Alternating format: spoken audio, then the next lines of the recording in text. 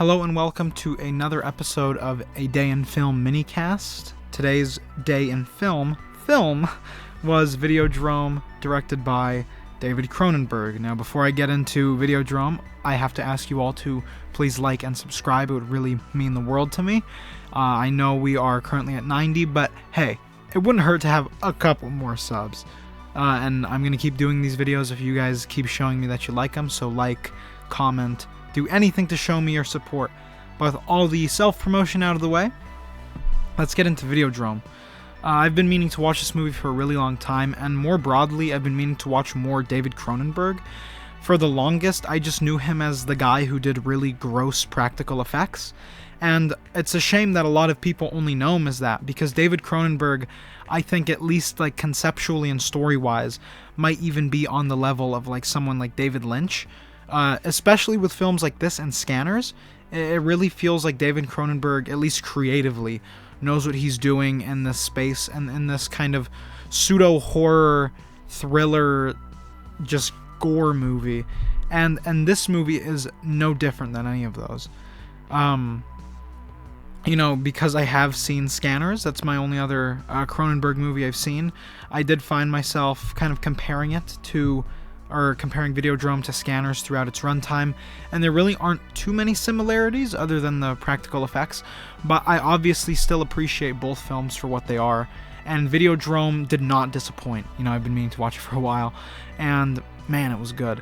So Videodrome, to summarize the plot, it follows a man who finds an extreme S&M video cast from hacking the airwaves, and he wants to get it on his smut channel on TV, and he basically goes insane, or a version of insane, because he watched Videodrome. So it sounds really simple, and it sounds really out there, and it is, it absolutely is, but David Cronenberg tells this weird story so convincingly and so well that it never feels like too silly or obscene or anything. It feels just as realistic as it probably should be, but it doesn't take itself super seriously. Like, the first time you see the TV move, you're like, oh, okay, this is just, maybe he's just like hallucinating. And then by the end of it, he has a stomach vagina, and he's eating people's hands with it. You know, it really does push the boundaries, but it doesn't go over them. And make sure to not keep it believable, but keep it like logical. Don't make it just gross for the sake of being gross, which I really do appreciate, because it would be so easy for Cronenberg to just go, we're gonna blow up like 25 people's heads in this scene. Not to diss Scanners, of course, because that's kind of what happens in Scanners. I think I like Scanners more than this movie, but I love the idea. This movie constantly pushes these very complicated, not complicated, but just very deep evolutionary thoughts, especially through I'm forgetting his name, but the scientist in the first interview and his daughter, hearing all these things about how TV is the next state of humanity, and oh, I think this tumor might be another piece of my brain. Things like that are just so cool, and then finding out it's a business that's doing it just for the sake of money, basically, and controlling people's brains. It feels so wicked and so like evil, and I know I'm not saying a lot about the film right now, but I really did like it. To talk about some more tangible things, this is definitely a very good looking movie. David Cronenberg knows exactly what he's doing with the camera, and there are a lot of very unique, or if not unique, just good looking shots. A lot of shots across the street where he walks into a building from behind the cover of a bus or whatever, things like that. It just gives it a really nice stylistic flair.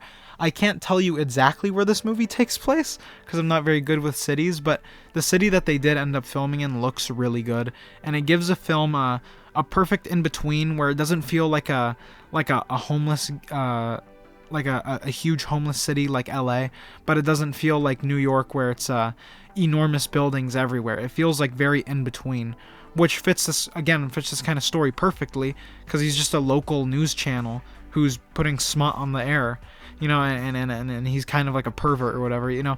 It fits the story perfectly. The writing is very good.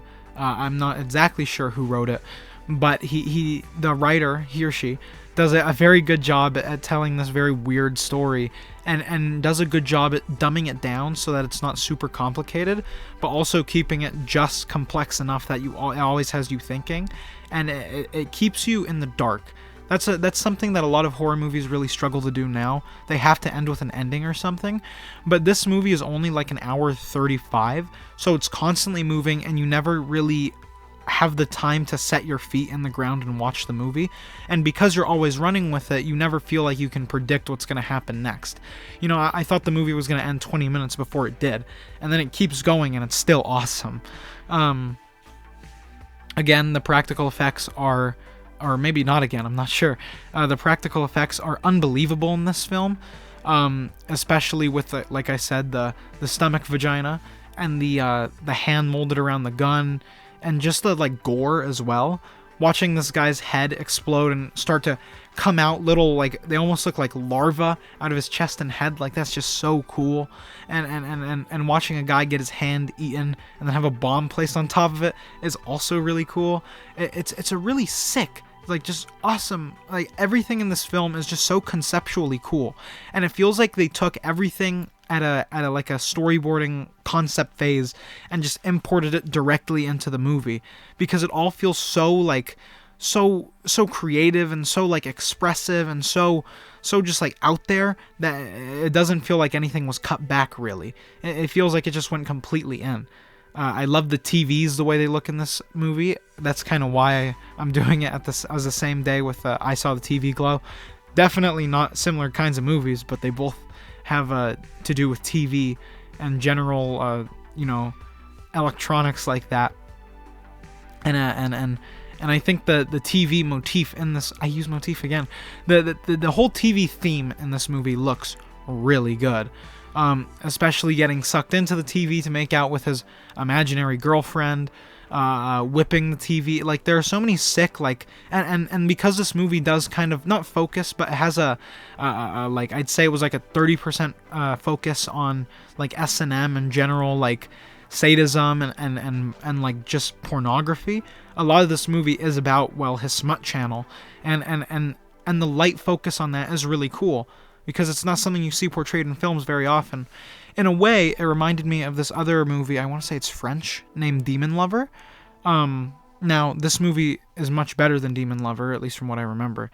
I don't remember enjoying Demon Lover a whole bunch, but just the whole like deeper than just smut idea in this movie reminded me a lot of that movie.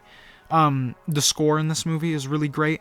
David Cronenberg, or not him, I have to stop crediting the director for everything, but whoever the composer was did an excellent job at putting together a very weird, ominous, but also oddly technological sounding soundtrack. It somehow fits whatever theme you'd call a movie like this, because I don't know, it just fits. You know, it feels like very new, where Scanners felt like really like creepy and like it was a lot of sharp, loud sounds, like how you'd imagine it would feel to be scanned. This soundtrack sounds exactly how it would be, or how it would feel like to be sucked into a TV. But I think that's all I really have to say. Oh, and all the actors and actresses were brilliantly casted. James Wood, I want to say the main guy's name was, Max. He is brilliant in this movie. I don't think I've ever seen him in anything else, but he really does steal the screen. And his not his charisma, but his personality, and you know, I just said not, but like his slight charisma is just so like, there's something so like gross and weird about it, but man, it's cool. But yeah, actually, with all that out of the way, that's all I have to say about Videodrome. I gave it an 8 out of 10. I definitely recommend you go check it out. Oh, and I Saw the TV Glow 7 out of 10. I don't think I rated it in the video.